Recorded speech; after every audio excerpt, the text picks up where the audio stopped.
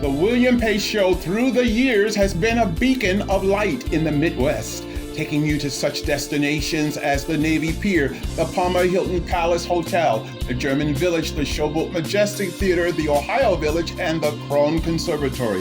There's always something cooking in the kitchen on the William Pace Show. Some of the biggest stars, entertainers, and political figures like B.B. King, Jimmy Walker, Bob Carlisle, Patti Austin, Mr. T, Whitley Phibbs, and Congressman Tony Hall have appeared on the William Pace Show.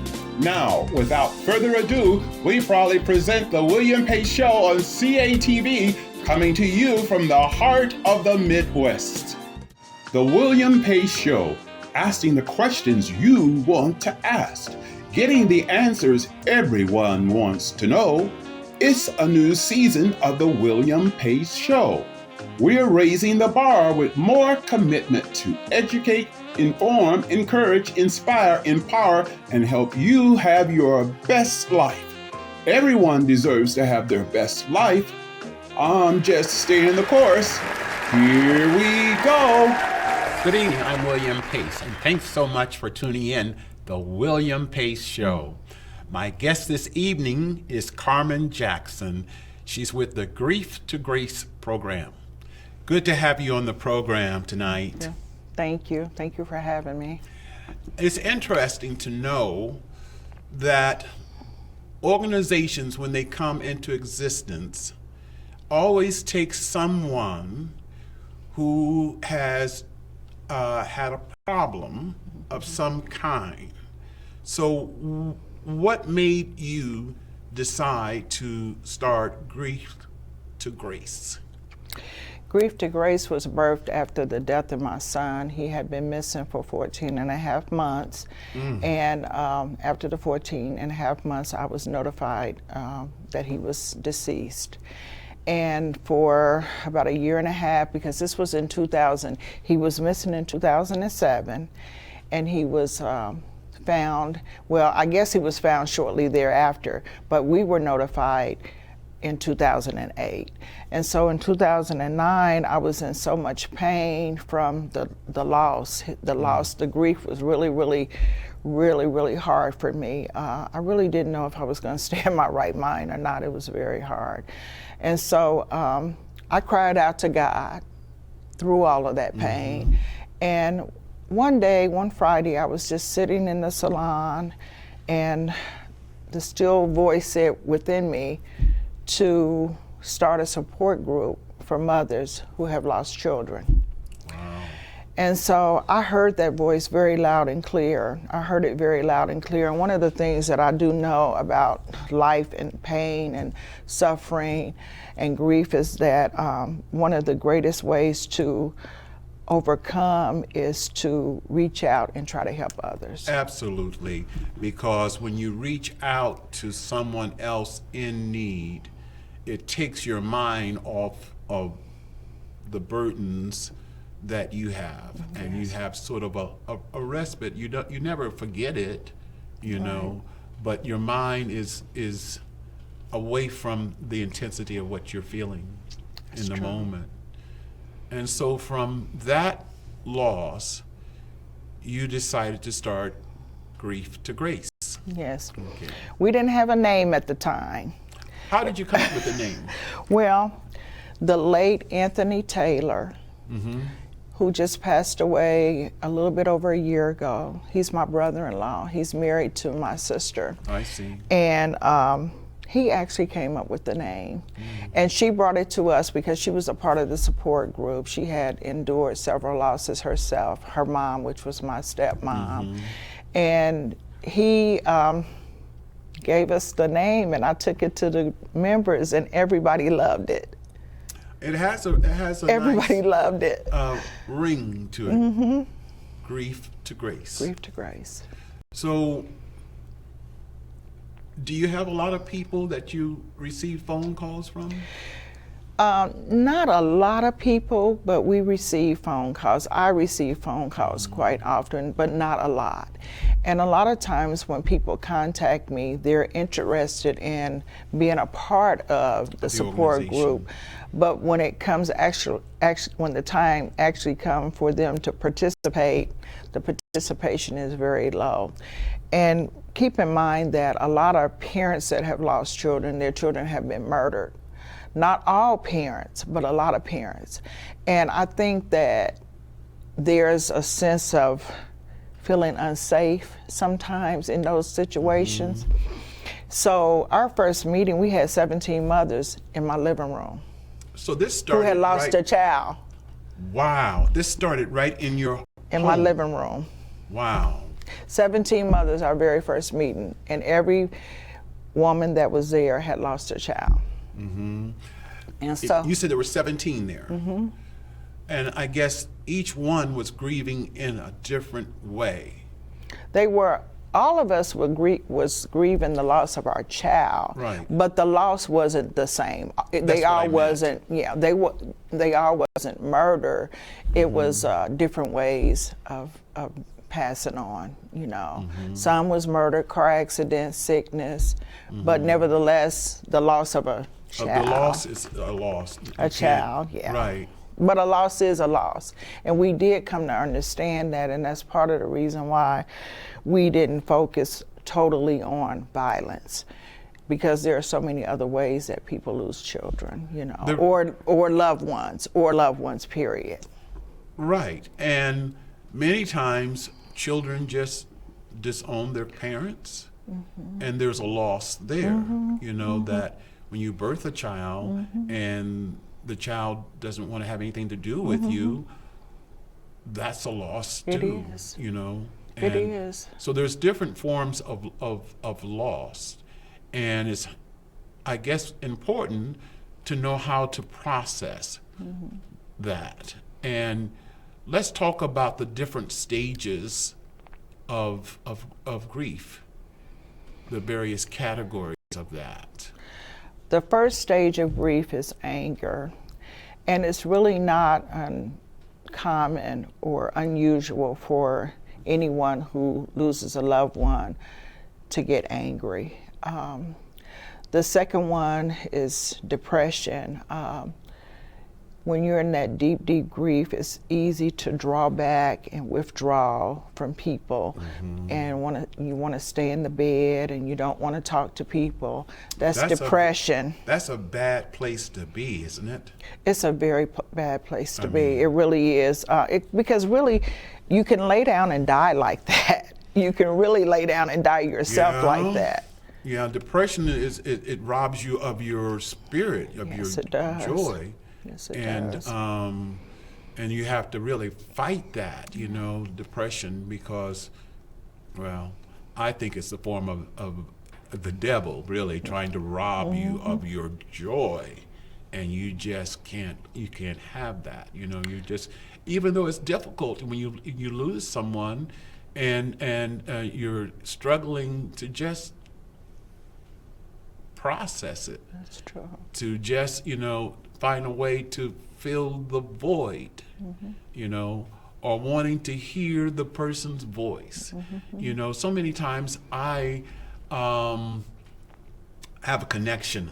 I have a connection with the departed, you know, and sometimes, you know, things that my mother said, sometimes I'll feel her hand on my shoulder, and I'll be driving, and I'll just reach up, and, you know, or another good friend of mine, like Eddie, you know, we both were musicians, singers, and he's departed, you know, but something will come to my mind. His spirit is what I'm saying, is, you know, you may not have the body there, but the person's spirit is still there with you, you know. That's true. And that is so important. When we return, we're going to continue talking about the 5 stages of grief. There's more to come on the William Pace Show, coming to you from the heart of the Midwest. The William Pace Show through the years has been a beacon of light in the Midwest, taking you to such destinations as the Navy Pier, the Palmer Hilton Palace Hotel, the German Village, the Showboat Majestic Theatre, the Ohio Village, and the Krohn Conservatory. There's always something cooking in the kitchen on the William Pace Show. Some of the biggest stars, entertainers, and political figures like B.B. King, Jimmy Walker, Bob Carlisle, Patti Austin, Mr. T, Whitley Phibbs, and Congressman Tony Hall have appeared on the William Pace Show.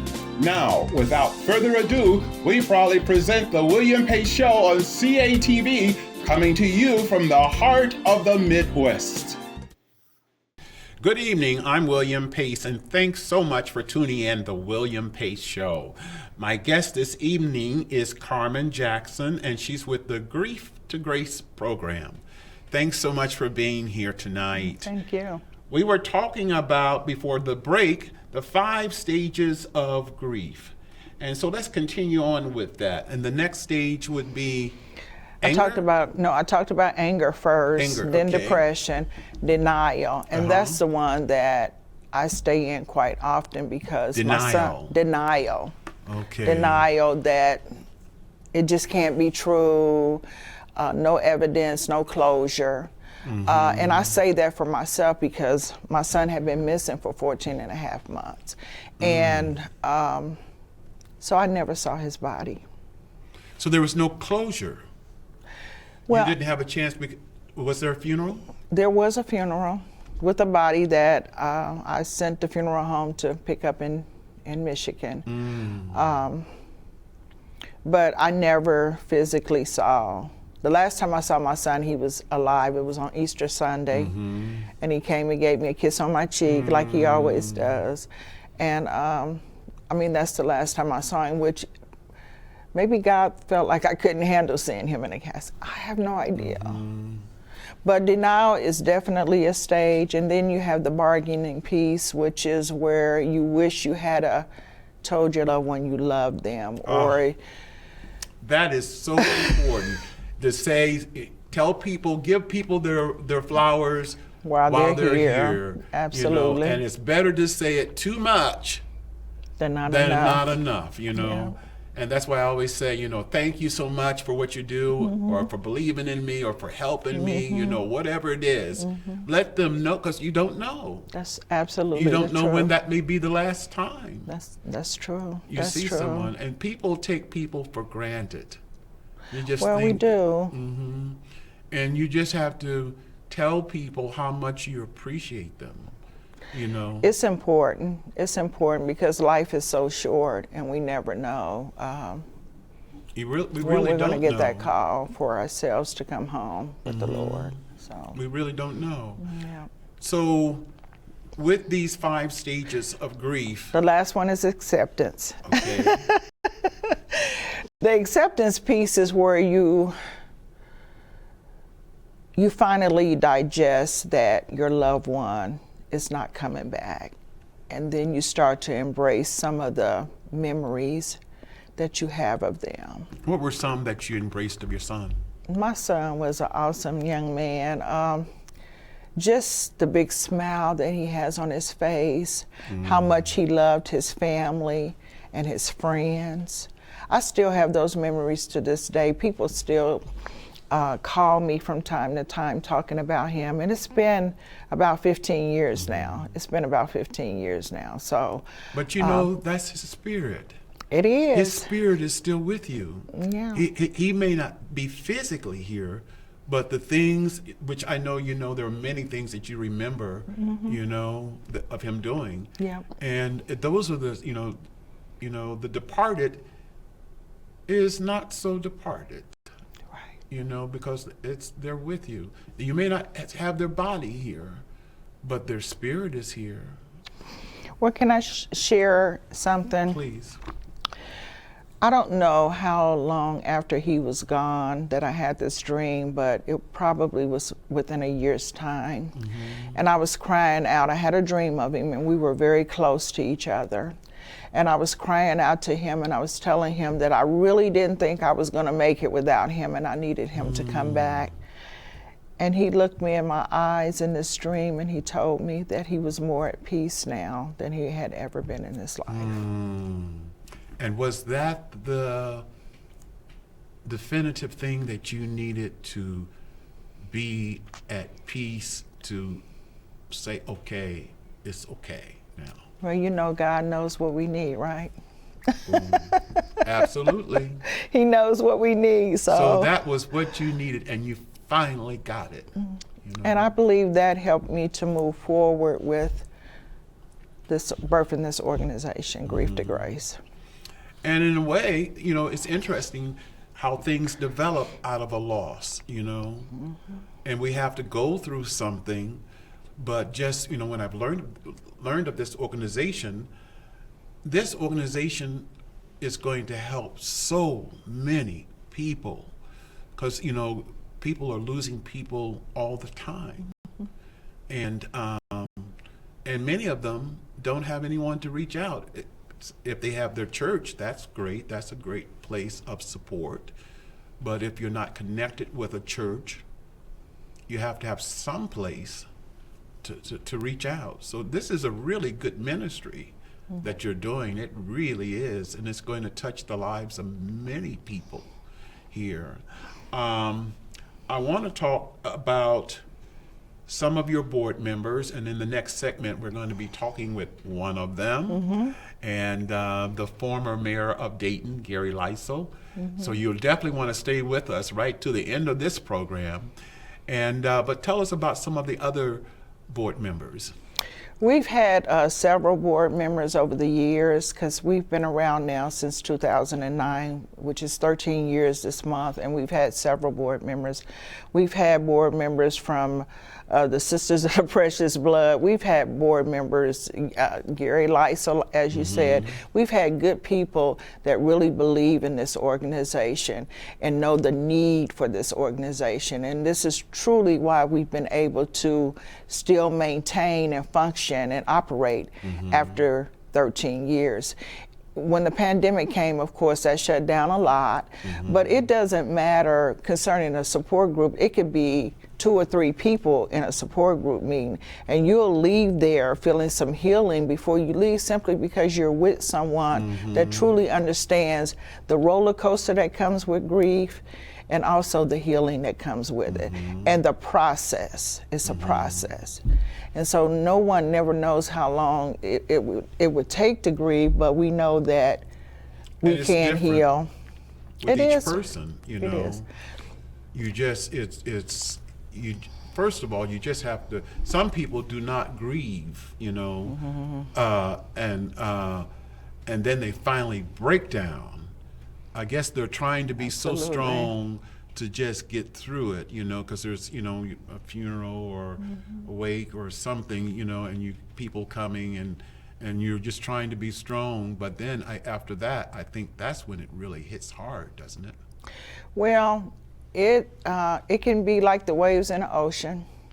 You know, you just need to learn how to swim, because you never know when a wave is going to come when it comes to grief. Because when you've lost a piece of your heart, no matter if it's a husband, a child, a sister, a mother, a father, or just a good friend, it's a lot of pain with that, because you spend years with these people. They're at the forefront of your heart. And so when they're gone, there's a lot of pain with that. And there'll be good days and there'll be bad days, you know. And a void, you know. And a void. You know, an empty place, you know. There's more to come on the William Pace Show. Stay with us. The William Pace Show through the years has been a beacon of light in the Midwest, taking you to such destinations as the Navy Pier, the Palmer Hilton Palace Hotel, the German Village, the Showboat Majestic Theatre, the Ohio Village, and the Krohn Conservatory. There's always something cooking in the kitchen on the William Pace Show. Some of the biggest stars, entertainers, and political figures like B.B. King, Jimmy Walker, Bob Carlisle, Patti Austin, Mr. T, Whitley Phibbs, and Congressman Tony Hall have appeared on the William Pace Show. Now, without further ado, we proudly present the William Pace Show on CATV, coming to you from the heart of the Midwest. Good evening. Thanks so much for tuning in the William Pace Show. This evening, my guests are Carmen Jackson and the former mayor of Dayton, Gary Lysol. Thank you so much for being on the program tonight. Thanks for having me back. Now, I understand that you are a board member of Grief to Grace. Correct. I believe I've been on that board 8 or 9 years. Maybe around this point. longer. And I'll give you a little story. Carmen came to my office when I was mayor in 2010, and she wanted a proclamation for a guest that she had invited for one of her functions. And every time she had a function, she'd call my office, and my former aide, Jason, would schedule me to attend. So I've been pretty much at almost all of her her marches, her cookouts and everything that she was doing. And then finally, I think when the mayor thing was over, she asked me to be on the board. Wonderful. What has been the biggest challenge since you've been on the board? Well, keeping good board members. Life happens, and so people, wander off, and other things become more important. But if there's anybody out there that would like to be on a board of a nonprofit, please call Carmen, because we could use about at least 3 more board members, right? Yeah. And many times a board member is sort of like one of the employees of the organization, or they sometimes wear some of the hats of the people. We're volunteers. We're not paid. It's a nonprofit. Yes. But we only have to meet 4 times a year. Okay. That's what we're so it's not a big time commitment. No, but what I like to see is people who are part of the support group, we groom them to become board members. I think that's a good idea, because they have the 411. They know what's involved. And another thing that we'd like to do going forward is we'd like to grow the organization. Currently, we meet the second Tuesday of the month at the Northwest Library here in Dayton. Okay. That's at Philadelphia and Hillcrest, right?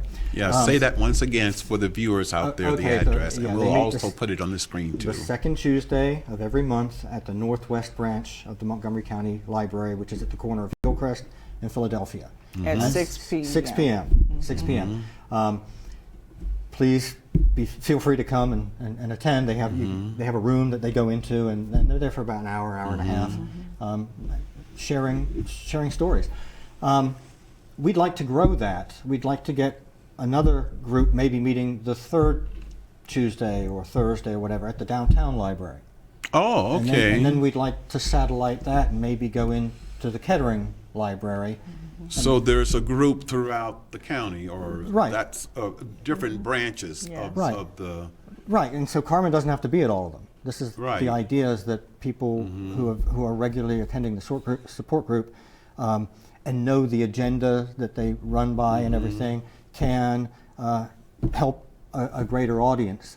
I mean, this is bigger than just people who've lost people to violence. I mean, with the opioid epidemic and stuff like that. I mean, there's definitely a lot of grief out there. And when Carmen started, she used to meet at the church, and I kind of pushed them to move to a library, because a lot of times when people lose someone, they're angry at God.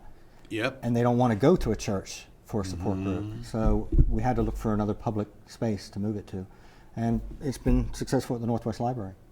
Well, I think having different locations make it more accessible for people to get there. Convenience. Yes, right? convenient, and that they would have a sense of support in their own neighborhood where the loss is there. What are some of the other needs of the organization? I would like to say one of the goals for Grief to Grace has been all along is to have a collaborative group of people to get together so that this organization can be provided throughout the entire community. As Gary was saying, not just where we're located at now, but the goal has been all along is for this to expand, because it's needed everywhere, and it's needed for all of the reasons we've talked about since we've been sitting here.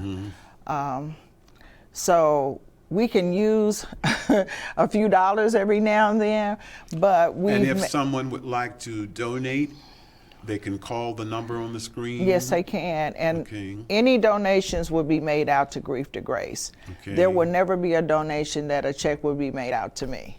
Never. Okay. Or anyone on the board or anybody that's a Okay. member of the organization.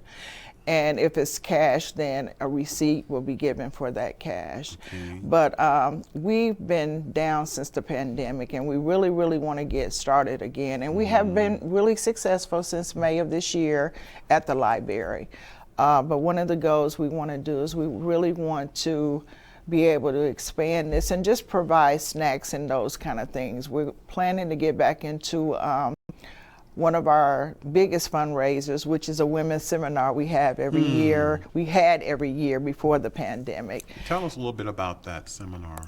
The women's seminar is usually broke up into 4 segments, and each segment we talk about not grief, just every life challenges. And for example, one of our topics may be what's behind the mask. What's behind the mask of a woman, you know? And we have a group of people, and we've never had less than 70 women at this seminar. And so you have at least 10 or 15 women in each session per hour. And it's really been awesome. It was successful. We managed to raise about $1,000 at each one we had per year, and that carried us over. It enabled us to be able to pay for our board's insurance that we have to have because we're an organization. So we're planning on having it again next April, starting it back Wonderful. up. Lastly, for the viewers listening who may, at this very moment, have lost someone, what words of comfort would you offer to them? I would share with anyone who has lost a loved one to be willing to allow someone to help you. Support groups are nice. Counseling is good as well. But, you know, it's a lot to endure on your own. And for me, helping others helped me. So anytime anyone is going through anything, the best way to deal with that is to help someone else, because it helps to ease our own personal pain. So I would say reach out, be willing to come out of your comfort zone and allow yourself to allow someone else to feel your pain and support you in your pain, because it's really necessary for all of us to heal. Thank you so much for being on the program tonight, Carmen Jackson, Gary Lysel. There's more to come on the William Pace Show, coming to you from the heart of the Midwest. The William Pace Show on CATV.